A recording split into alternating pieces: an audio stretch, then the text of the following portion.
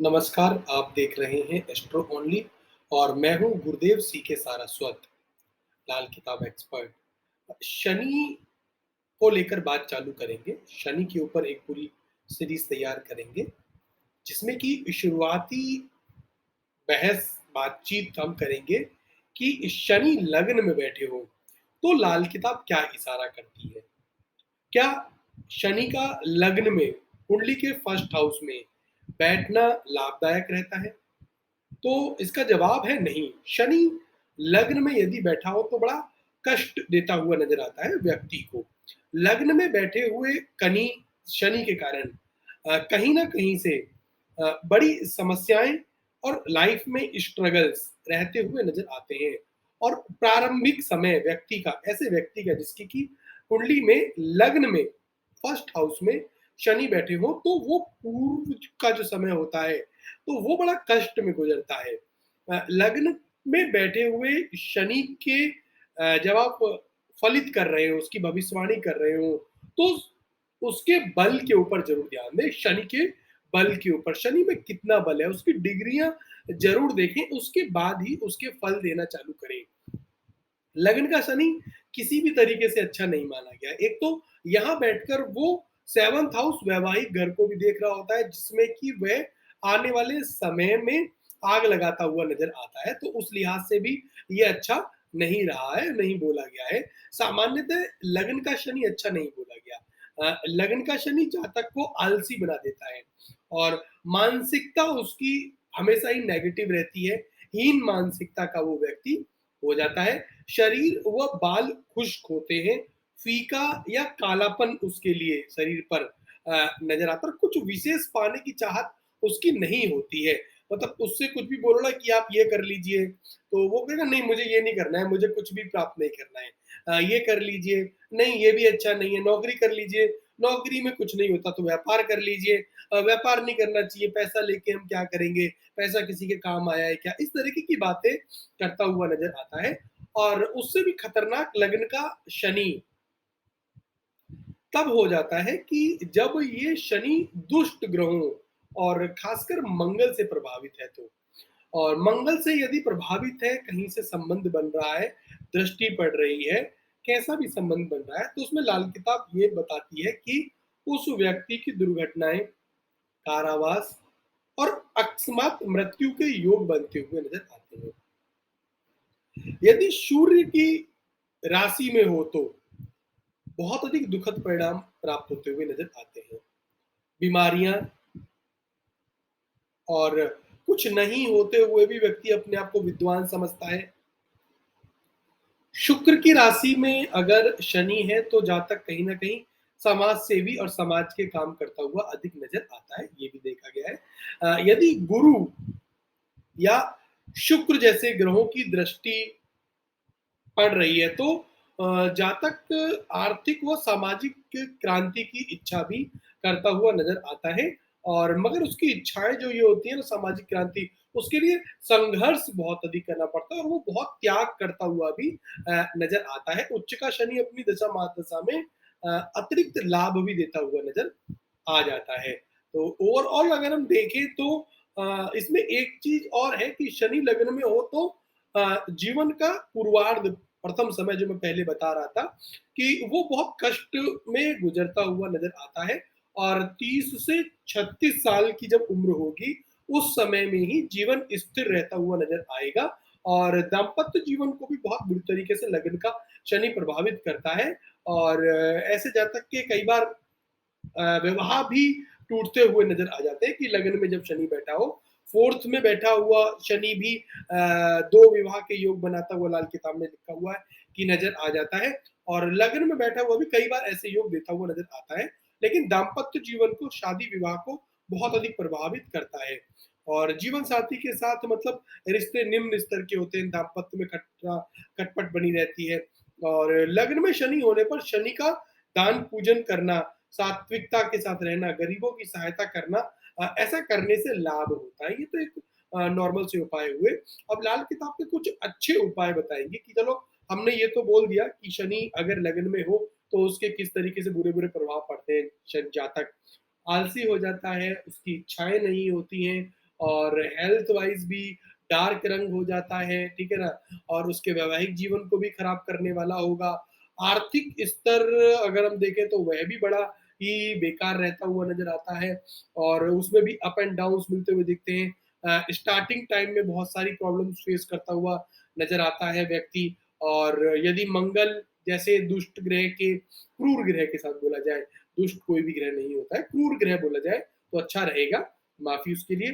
तो क्रूर ग्रह के साथ जब हो तो वो एक्सीडेंट, अकस्मात मृत्यु, इस तरीके की या कारावास, ऐसी संभावनाएँ कराता हुआ नज़र आता है शनि।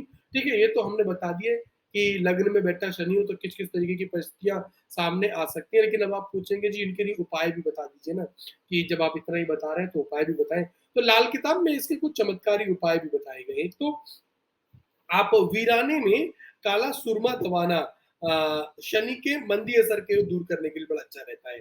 कि शनि खाना नंबर 1 में हो, तो उसके योगानुसार उपाय इससे पहले आप ये भी देखें कि एक बार अपनी कुंडली पत्रिका किसी लाल किताब एक्सपर्ट से ज़रूर चेक करा लें और तभी ये उपाय करें। जैसा कि मैंने प्रारंभ में कहा, आप सुन भी सकते हैं कि शनि यदि लग्न में है तो उसकी डिग्री और उसके बलाबल, बल के ऊपर ज़रूर ध्यान देना होता है। ऐसे ही उपाय नहीं शुरू कर देने हैं, इस बात का ध्यान रखें।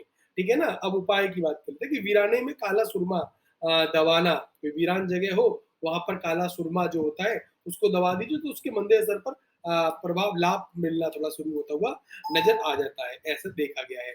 अब विद्या में रुकावट, बीमारी के लिए क्या करना होता है? यदि पढ़ाई में लग्न में शनि है तो पढ़ाई में भी रुकावट होती हुई नज़र आती है लाल किताब के अनुसार और बीमारियाँ बहुत अधिक रहती हैं, तो बरगद के पेड़ की जड़ में दूध का दूध चढ़ाने से भी और जड़ के और उसमें क्या बरगद की जो जड़ होती है उसके दूध का तिलक लगाने से, इसको थोड़ा समझें कि एक तो बरगद के पेड़ पर दूध चढ़ा दें जड़ में और उसकी जो जड़ है, जड़ से एक दूध निकलता है, उसका तिलक अपने माथे पर लगाने से भी राहत प्राप्त होती हुई नजर आती है। धन की कमी हो तो सूर्य की मदद आवश्यक हो जाती है यहाँ पर, तो अपनी कुंडली के खानों में सूर्य की दशा को देखें और खानों के अनुसार उसका उपाय करें और पूर्व की ओर तांबे की प्लेट या त्रिशूल आदि लगाएँ, पूर्व के ऑफिस में यदि समस्या है, तो घर में है तो पूर्व की दिशा में घर में एक त्रिशूल लगाएँ और अनामिका उँगली में तांबे का छल्ला पहने और सूर्य की उपासना,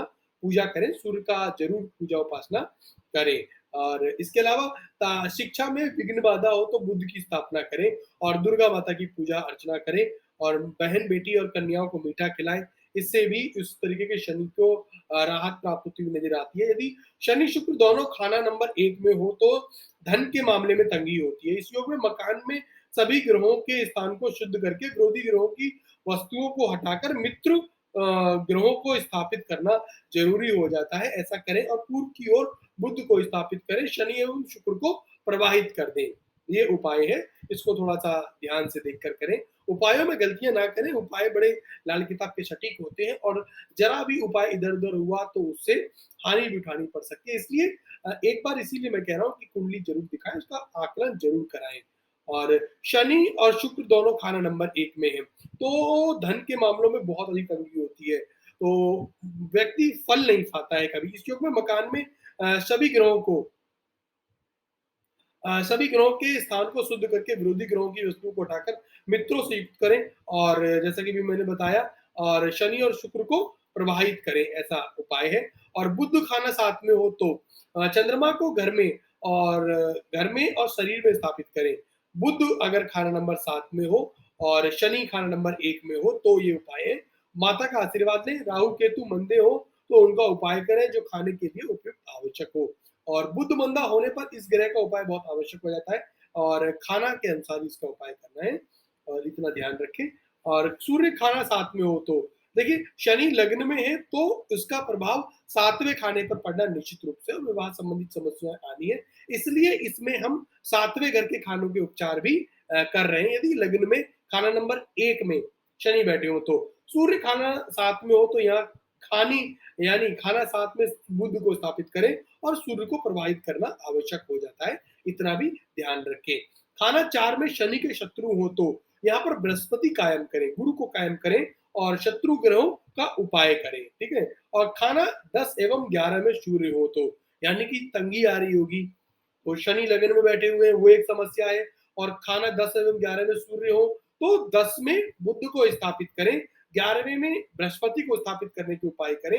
अब स्थापित करने का अर्थ क्या है यहाँ पर? ये बड़ा एक आप लोगों के लिए कुछ रोचक या फिर सोचने का सवाल होगा कि कैसे स्थापित कर दें? तो स्थापित करने का मतलब उस ग्रहों के उपचार करने हैं, उसको जो उसकी वस्तुएँ हैं उनको अपनाना है, उनको दान और ये सब चीज़ें होंगी इसमें। मतलब उनसे संबंधित जैसे गुरु को स्थापित करना है, तो गुरु से सोना आपको पहनना पड़ेगा, ठीक है? गले में पहनना पड़ेगा, तो ये होते हैं, तो ये भी लाल किताब एक्सपर्ट से पूछ के ही करने हैं। और खाना 10 एवं 11 में सूर्य हो, तो 10 में बुध को स्थापित करें और 11 में बृहस्पति को स्थापित करें और दोनों के सूर्य को प्रवाहित कर दें, यानी कि सूर्य से संबंधी वस्तुओं को प्रवाहित कर दीजिए। जब हम किसी वस्तु को धारण करते हैं किसी ग्रह से संबंधित, तो मतलब हम उस ग्रह को अपने लिए अच्छा बना रहे हैं। और जब उस ग्रह से संबंधी वस्तुओं को प्रवाहित कर रहे हैं, दान कर रहे हैं, तो मतलब हम उसको उस घर से हटा रहे हैं, अपने जीवन से हटा रहे हैं। ये लाल किताब के उपाय होते हैं। तो उपाय आपको बताए हैं और कुछ बेसिक से उपाय हैं, तो उनको भी देखें, लेकिन लाल किताब के अंदर अपनी कुंडली ज़रूर देखें। शनि यदि लग्न में होना, तो समस्याएँ बहुत अधिक होती हैं। खाना नंबर 1 में शनि होना मतलब आर्थिक रूप से भी तंगी होती है। कुछ ही विशेष परिस्थितियाँ होती हैं कि जब शुक्र का साथ मिल जाए, या तो क्योंकि शुक्र और शनि दोस्त हैं, मित्र हैं, जब भी दशा-मादशा में एक साथ आते हैं, तो लाभ देते हुए नज़र आते हैं, ये भी देखा गया है। या एक साथ बैठे हो तो लाभ दे जाते हैं, तो समाज सेवी बनवा देंगे। संघर्ष के बाद समाज में नाम-सम्मान और पुरस्कार भी मिलता हुआ नज़र आ सकता है। अन्यथा मोस्टली कंडीशन में शनि का प्रथम खाने में बैठना, तो संघर्ष में जीवन गुजरता है। 30 से 36 वर्ष के बाद ही जीवन में आर्थिक रूप से स्थिरता आती हुई नज़र आती है। तो उपायों के लिए आपको मैंने बताया, उपाय करें। बाकी चीज़ों के लिए आपको क्या करना है, मेरे से बात करनी है तो गुरुदेव सीके सारस्वत से बात करनी है, तो एस्ट्रो ओनली की मोबाइल ऐप डाउनलोड करें और वहाँ पर छोटा-सा रिचार्ज करें और रिचार्ज करके आप मेरे से बात कर सकते हैं।